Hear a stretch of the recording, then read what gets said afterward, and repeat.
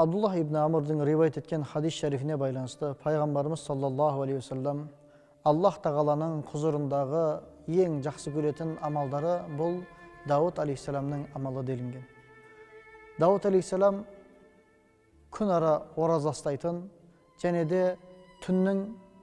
бірінші бөлігін ұйқымен өткізіп, түннің 3/1-інде түнгі намазын оқып, қалған 6/1 бөлігінде ұйқымен өткізетін, және де күн ара ораза ұстайтын болған.